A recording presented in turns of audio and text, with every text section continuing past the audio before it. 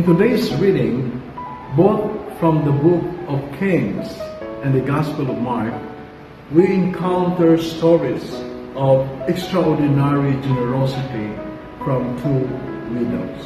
These stories reveals the hearts of discipleship, complete trust in God, and giving love, even in situations of extreme poverty and vulnerability. In the first reading from the book of Kings, Prophet Elijah encounters a widow of Zarephath who is down to her last handful of flour and a little oil. She is gathering sticks to prepare a final meal for herself and her son, expecting they will die soon after. Despite her dire situation, she responds with a generosity that is truly astounding.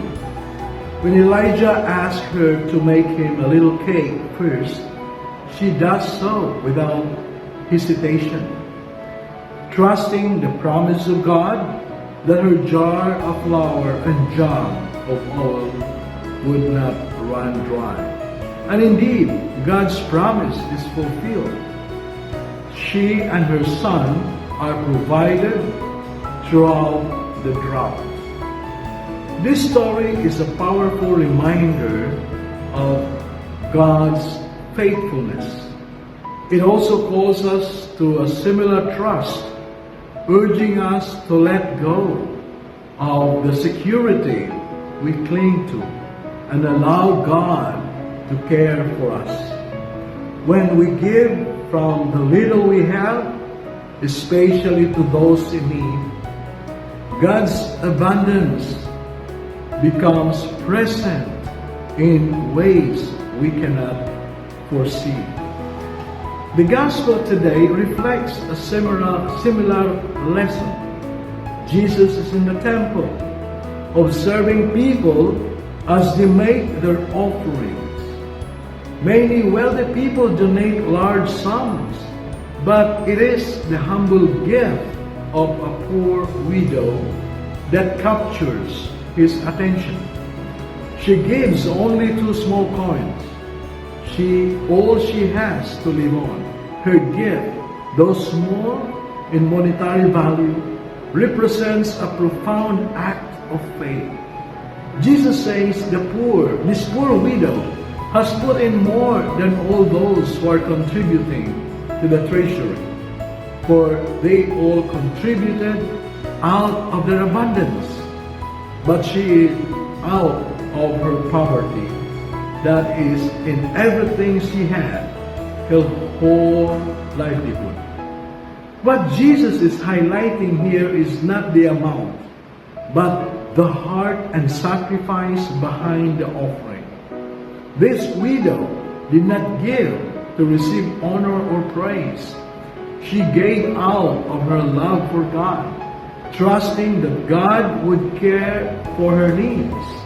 Her gift is sacrificial, even from her poverty, rather than surplus. And it demonstrates a profound faith that does not rely on visible resources.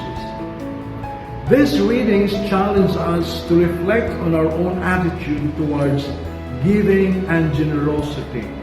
Do we give only what is convenient, what we want needs, or are we willing to give of ourselves in ways that stretch our faith and trust in God? We might not be called to give all we have, but we are called to give in ways that show our love for God and for others, especially those in need. In the life of the church, these widows exemplify the meaning of stewardship. Stewardship is not simply about giving out of surplus or wealth. It is about offering all we are and all we have in response to God's love. True stewardship is an act of worship, a way of acknowledging that everything we have comes from God and that we are simply caretakers of His blessings. As we reflect on these readings, let us ask ourselves, how can we become like these two widows? How can we trust God more deeply that with what we have, especially in times of uncertainty, are we willing to give of ourselves in ways that stretch our faith?